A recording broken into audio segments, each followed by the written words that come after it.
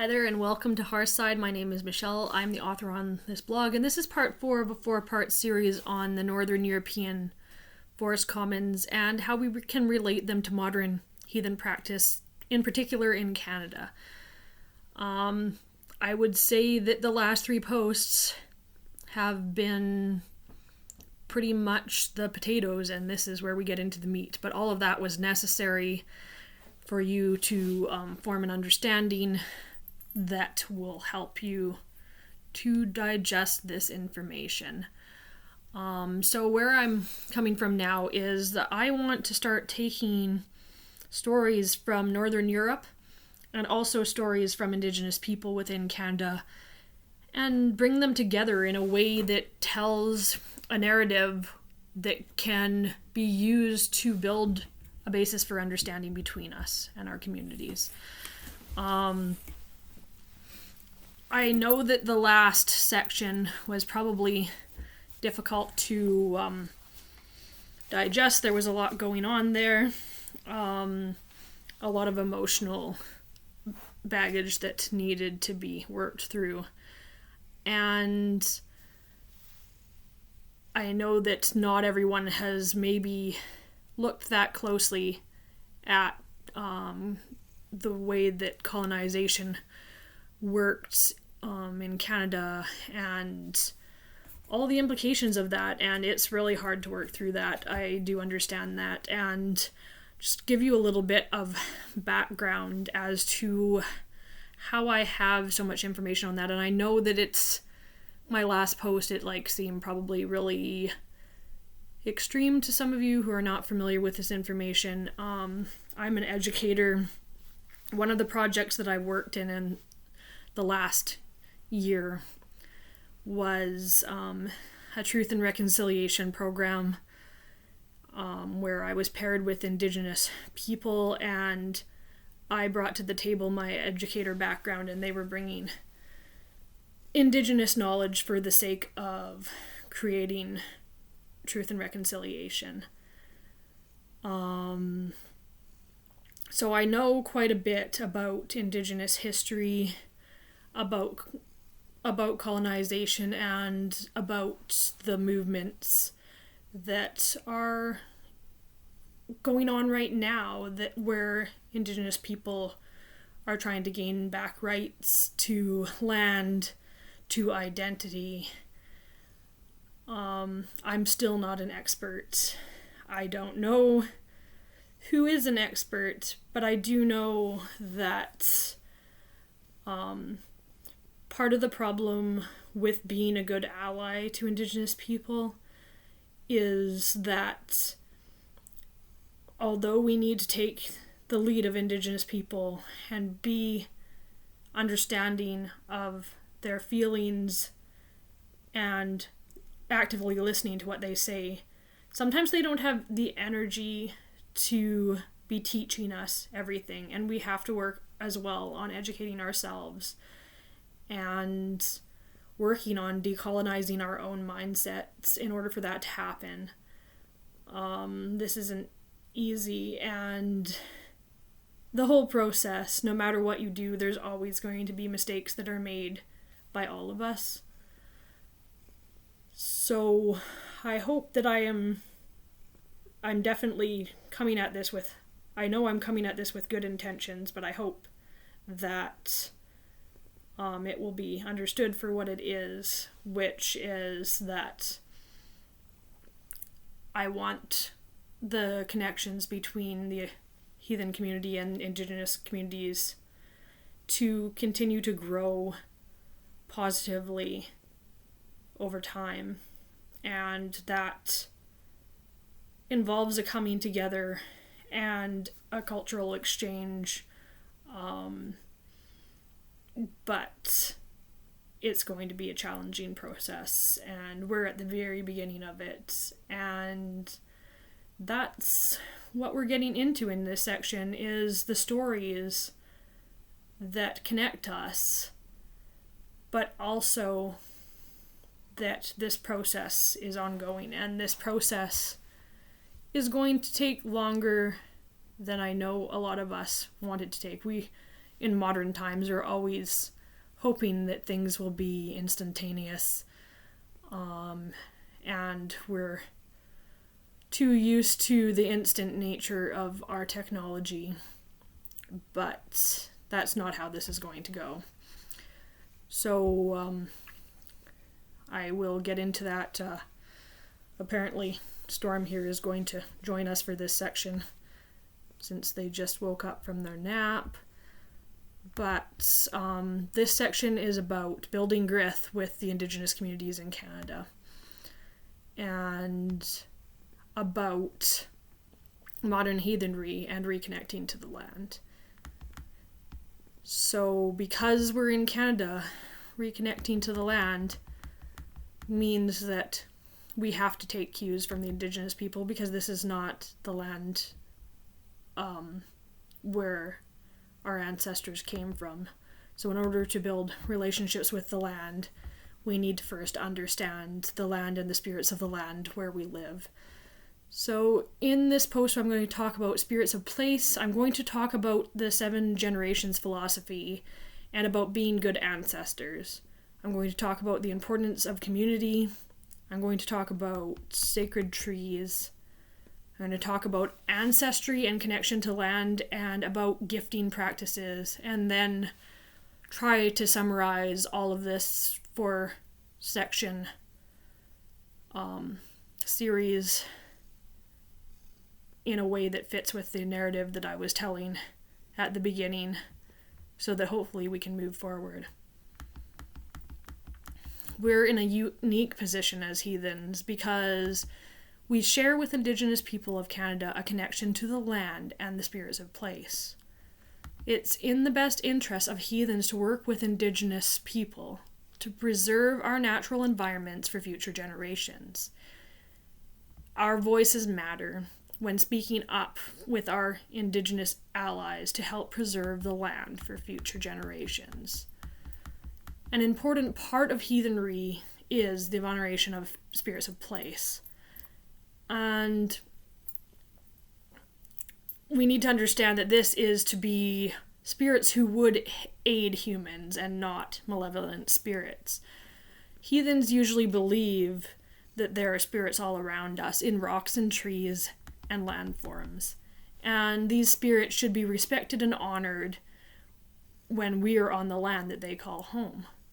We honor these spirits through the gifting cycle, which is the giving of gifts in hopes that these spirits would see us favorably and treat us fairly. It seems to me that there's a very close parallel between heathen gifting and reciprocity with spirits of place, and also Indigenous ideologies surrounding the honorable harvest. So this is the concept of approaching the spirit of an animal or plant before taking its life, or some of its vitality, to sustain your own. And it's about making sure that there's enough of something in the environment before you take to ensure sustainability. It's about asking permission from that spirit. And if you're interested in learning more about the honorable harvest, you need to check out a book called Braiding Sweetgrass, which is a very popular book, so I'm sure a number of you have heard of it or have read it already. It's important as Canadian heathens to think about the implications of our actions. We should learn about honorable harvest practices, and we should think about what gifts we give the spirits of place and tailor them to our landscape. In Europe, gifts were things that were often like milk or alcohol, but we need to be mindful of the feelings of the beings around us, and these gifts may not be as well received here as they would in Europe. Instead, we might offer things that the spirits are more familiar with, such as tobacco or cornmeal, or something that will not cause any harm to the local environment, such as water or herbal tea. These are just some ideas, and there are plenty more, and it's going to depend on your region. I've also heard that there's some Indigenous groups who do not believe that it's wise to recognize the spirits of place at all, because that would draw attention to you, and that might not be wise. So it's important to learn about the place where you specifically live, about its history and the customs of the indigenous people who live there, to help determine the best way for you to relate to the spirits of place. So I'm not sure how many of you are familiar with the 7 generations principle.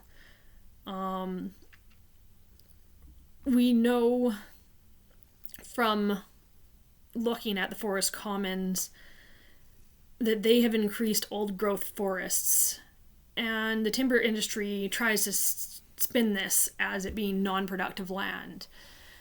And we know that we need to connect with the land on a spiritual level as well in order to heal our history and our relationships with the natural world. So there seems to be a disconnect. The forest doesn't exist to be commodified, and neither do people. And healing this intergenerational wound is going to take generations. So that's where the 7 generations principle comes in. This is an Iroquois teaching about choosing our actions now, based on how they will affect the next 7 generations. So we cannot let all the decisions about land use come down to the profit margins of these industries, because if we did, then we wouldn't leave much of a world for our descendants. Beyond this, we can also see the path to decolonization of the Western mindset, and also to healing our relationship with Indigenous people through the work of truth and reconciliation. It's important to understand that the task for us seems very daunting, because we're at the beginning of a multi-generational path to healing. The first steps are going to seem the hardest, and the important part is to keep moving forward so that we leave less work to be done by our descendants. In heathenry, we talk about being a good ancestor. We often think about that just within our direct family lines or close-knit communities, but in this case we need to think more broadly about the next 7 generations and about what they'll need to be successful.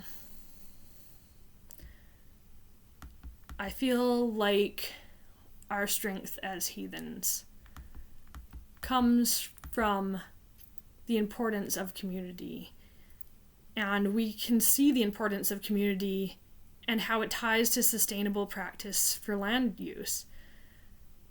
As heathens, we're so familiar with community building, and since community is one of our strengths, we have the ability to act as catalysts to change because of this strength. So if we're looking in modern times, the reintroduction of the forest commons there, the idea of dairy cooperatives in Sweden, is a real intangible grassroots level change that has occurred there, and we need to find ways to create similar grassroots change within Canada. We need to start small. We need to be building our heathen communities here in Canada and building change. We need to be building growth bonds with Indigenous communities in order to continue to be successful. Now I'm going to put a little bit of a plug in here, but we have an organization here in Canada called the Heathen Confederation of Canada, which is an inclusive heathen organization that is just starting out and will hopefully be able to help us to build growth bonds between heathen communities across Canada and also growth bonds with other communities that we want to ally with. It can be used as a tool for finding other inclusive heathens, for sharing ideas and driving change. This is a non-theological organization that the purpose is advocacy for heathens and for our allies. The other things that we need to do as heathens We need to work on the local and regional levels to promote inclusivity and learn more about our local landscapes. We've learned from the forest commons that the best way to protect the environment is at the local level, because the people living there have the best knowledge of the land and its inhabitants and what they need. Indigenous knowledge keepers hold the key to understanding the landscape even better, as their oral histories can tell us about sustainable practices and environmental changes on the land that are much farther back than our own recollections.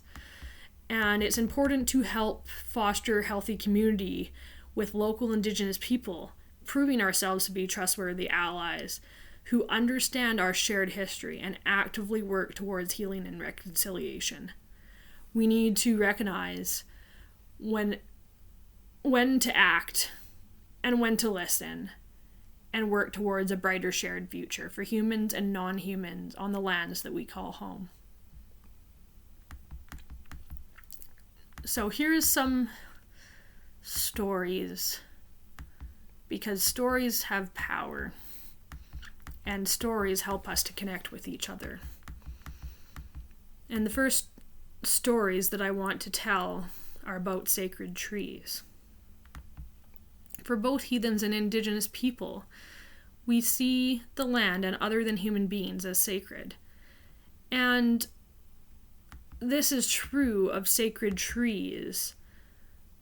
And since we've been talking about the Northern European forest commons as a basis of understanding, and I talked at the beginning about the heathen creation story about Ask and Embla and the first humans being created from trees, and then about Leif and Leithrasir, who were the humans who survived Ragnarok by hiding among the roots of Yggdrasil. I also talked about Yggdrasil as the tree of life and the center of the 9 worlds in the heathen cosmology. And there are so many stories about trees within heathenry and their importance to us. But I was reminded recently in a group that I was participating in online with other heathens about another story that's an Indigenous story about a tree. And this particular story, it's a very common story of Turtle Island and the creation of Turtle Island. There's a number of different versions that span most of eastern Canada. And each community's version is a little bit different. So I'm just going to tell you the version of the story that I recall being told to me. But there are definitely variations, and it changes with every retelling, the same as heathen stories did before they were written down. And even today they get changed as translations are different between different people who are editing them. So this is the story of the creation of Turtle Island. Long ago, the world was covered in water. Above the world lived the Sky Chief and his daughter, who was pregnant. In the lands of the Sky Chief, there was a great tree, whose seeds were medicine. And at the base of the tree was a hole in the clouds looking down on the world below. One day the Sky Daughter went to the base of the tree to peer down at the world below, but she lost her balance and fell through. She tried to grasp a branch so that she didn't fall, but instead was only able to grasp a handful of seeds.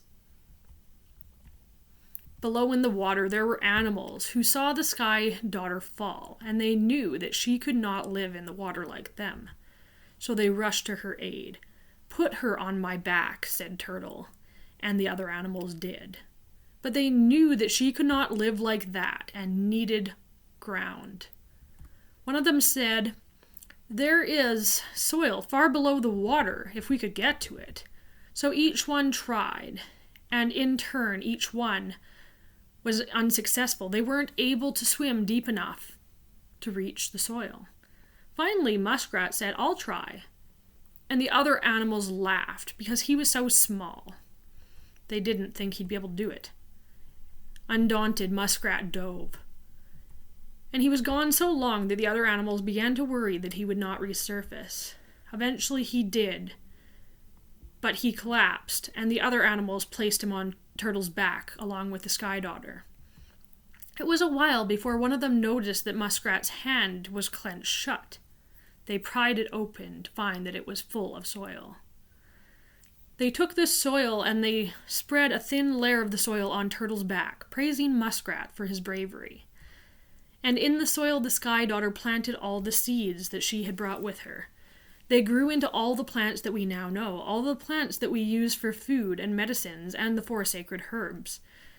And soon the Sky Daughter gave birth to twins, and from them came all people. Some of the animals decided to join her on Turtle's back as well. And if you look at the map of North America today, you'll see that it is, in fact, shaped like a turtle. So this is a story of a sacred tree and the sacred medicines of the people and how everything is interconnected.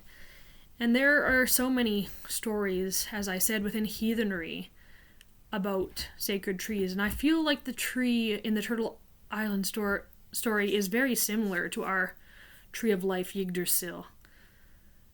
But I also want to draw attention to another set of stories about trees and their connections to the land in Northern Europe. And this is the story of Tun Tree.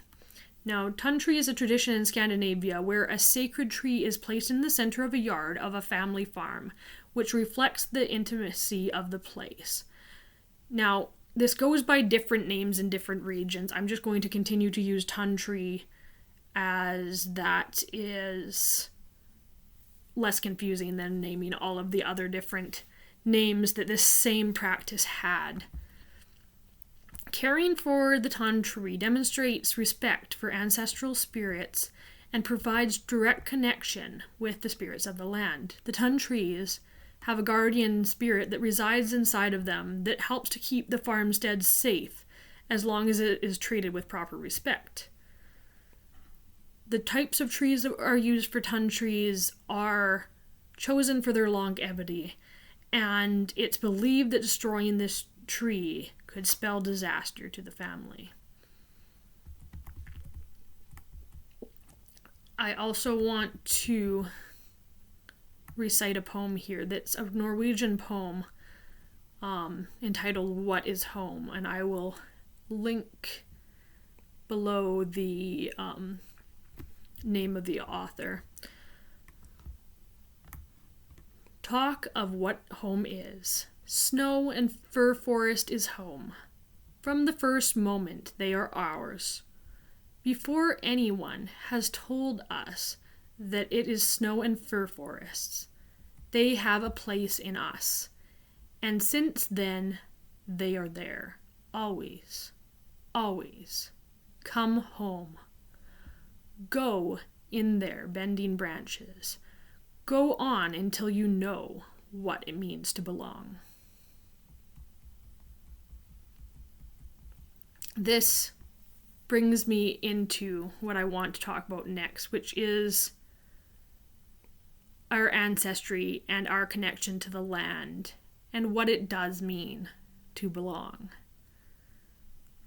For many Indigenous people, home is not a building, but a sense of place, a connection to the land and the different beings that live there. The connection to the land is measured in the presence of the ancestors' bones beneath our feet. Wisdom of the land and how to survive is passed down from generation to generation, and the way of living for Indigenous people reflects their closeness to the land and preserving it for future generations. I was lucky enough in my university experience to take a course in Canadian poetry. And a lot of Canadian poetry has to do with what it was like to be a settler in Canada And that experience of being in a place that felt so isolating because there was that lack of connection to the land. And I was very, very fortunate that the resident poet at the university at that time was an Indigenous woman. And she came into our class one day to speak. And on that particular day, we were reading a poem by Margaret Atwood called The Death of a Young Son by Drowning. And the poem is, as it suggests, about a young son who drowned and the grief of his mother. But this story also is about the lack of connection to the land. And I'm just going to read a couple segments from this poem. So this is at the beginning. He who navigated with success the dangerous river of his own birth once more set forth on a voyage of discovery into a land I floated on, but could not touch to claim. So here the author is talking about the feeling of disconnection, being the first generation in a new land. And it continues much about the story of how this boy drowns, but it's the ending that's important. After the long trip, I was tired of waves. My foot hit rock. The dreamed sails collapsed, ragged. I planted him in this country like a flag. So here she is describing burying her son. And in this case, the son becomes the ancestor who went before her, whose bones are now in the ground, and connects her to that place.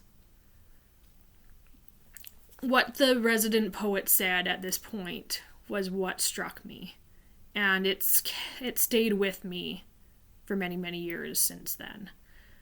She said, Indigenous people see white people as pale ghosts drifting across the landscape. They cannot connect without the bones of the ancestors beneath their feet. And this, in many ways, helped to inform my own practice as a heathen. I grew up in BC. I found myself moving halfway across the country to Manitoba, and was finding it difficult to connect to the land around my new city. I was lucky enough, though, that while I had grown up in BC, my mother had grown up here in Manitoba. And that meant that I still have family living in this area. And I also have family who are buried here. So after a while of struggling, trying to connect to the land here, I finally went to my grandfather's grave. And there I asked him to connect me with the land, to help me with that, creating those bonds of connection. After I asked, then the wind around me picked up, so I knew that he'd heard me. And since then, it has been much easier for me to connect here. It's our ancestors that connect us to the land. In the Havamal it says, a rootless tree cannot be trusted, so don't be a rootless tree. And I understand that challenge for heathens in Canada and for non-Indigenous Canadians. Not all of us have ancestors beneath our feet to guide us. Sometimes we have to be the ancestor. And that, I think, is why we as non-Indigenous Canadians and us Canadian heathens have an interest in lineage. It isn't all about blood ancestry. As Matthias Norvig said in his podcast, The Sacred Flame, you are a nobody. And what I mean is that people look at their DNA results and the idea of blood ancestry to try to give themselves an identity. And you go on these sites and you find you're related to whatever king or whatever famous person historically. But those are just the people that show up in the results because there wasn't as many records of the common people. And while all of us are, at some point in our history, going to be related to someone famous, that doesn't really define who we are. And most of us did not directly descend from an elite family. We all are connected far enough back because the population was much smaller back then, and the statistics just say that that's going to be the case over time. But that's going to be back generations and generations, and that could be just one line. It doesn't really affect who you are, so you are a nobody. The idea of blood-based ancestry was elitism among the nobility of Europe. Most of us are descended primarily from the common people. We're outside of that system of being better than anyone else because that's not where we came from. We're not special. And our blood lineage doesn't make us special. And we need to remember that. Our race doesn't make us special. All of the lineage that we trace back, what's important are those remembered ancestors going back in the previous generations, our grandparents, our great-grandparents, the ones that are closest to our time period, the ones that we have the most connection to. And all that lineage affords us is the understanding of where we came from. It keeps us from being rootless trees. But we also need to remember, when we think about Yggdrasil, we need to think about Nidhogg living there among the roots, feasting on the things that decayed. That's the natural order. We can't preserve the roots that are damaged and corrupted and hope to maintain a healthy tree. Nidhogg is necessary. As I said before in the previous section, we need to tend to the flame, not worship the ashes. So take what is necessary from our shared history in order to build a better future and be the best ancestors that we can be. Another thing that I want to talk about in connecting with Indigenous people is gifting practices. For heathens, the ideas of gifting and reciprocity are how we relate to the world around us. We've talked briefly already about building relations with the spirits of place through the gifting cycle, but similarly, we're relating to our ancestors and the gods. More importantly to this narrative, we also use the gifting cycle in building relationships with people. In heathenry, we say a gift for a gift. And what we mean is that when we gift something to someone, they're more likely to view us favorably and build a relationship with us. Gifts are given back and forth to maintain friendships, but not all gifts are tangible things. Rather, it's what the other person sees as valuable. And this could be helping someone to move, taking them out for lunch, helping them to edit a school paper, or whatever it is that they might place value on. That's the basis of all relationships in heathenry. And for Indigenous people, gifting is also important. We know about the potlatch in the northwest coastal communities, which was a gifting ceremony that helped cement status. And another example of gifting is the Cree idea of the host giving a blanket to a guest. The idea that if you got stranded on your way home, at least you would have a warm blanket to keep you safe. In many ways, the Indigenous ideas of gifting are similar to gifting within historic heathens and heathenry in Northern Europe, where the host would give gifts to the guest to cement status and to gain favor with them. So, how does gifting relate to the conversation that we're having? We need to develop our relationships with Indigenous communities in a way that's based on trust and reciprocity. And we need to show through our actions, not just our words, that we are allies. And we need to open the doors to communication between our communities.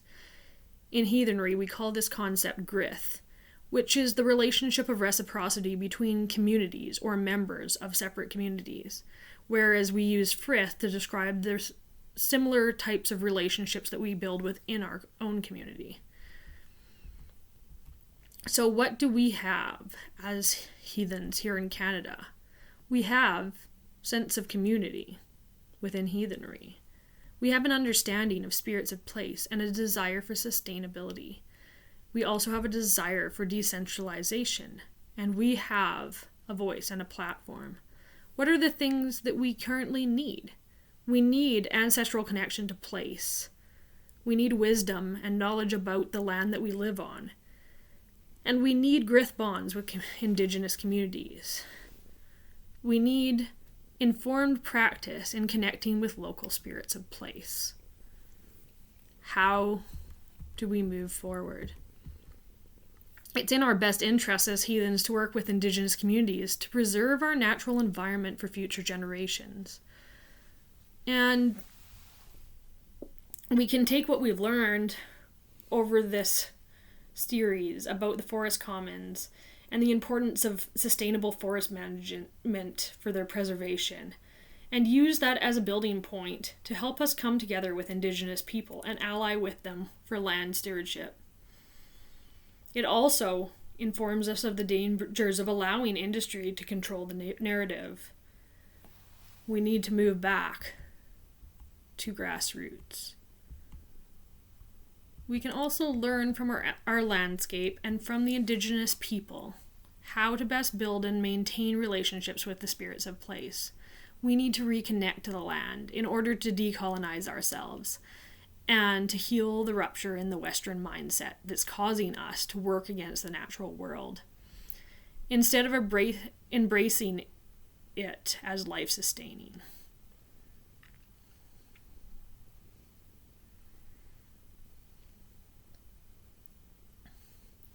We have a lot to learn from Indigenous people in Canada and across the world.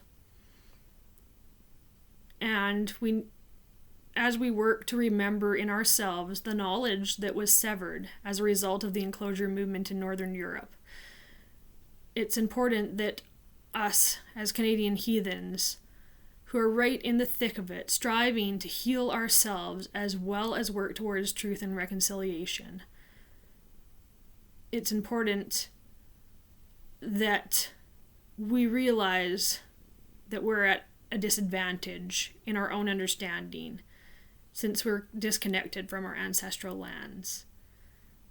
What we do have to our advantage is our worldview, our understanding of there being a world that has beings that are other than humans all around us. And to our advantage, we have the strength of our communities. We need to seek to break the cycles and to be the best ancestors that we can be. In the beginning, we came from the trees. So, in the end, we must also return to them. I hope you've enjoyed this series. Make sure that you check out all the references and also further reading and viewing things that I've included. There's different ones on each one of my 4 videos and 4 blog posts. And hopefully I did this topic justice and led you to sort of question some things in your own self. And that it creates some kind of dialogue within our community. I look forward to hearing from you, and I look forward to seeing you again here soon on Hearthside. Thank you, and see you soon.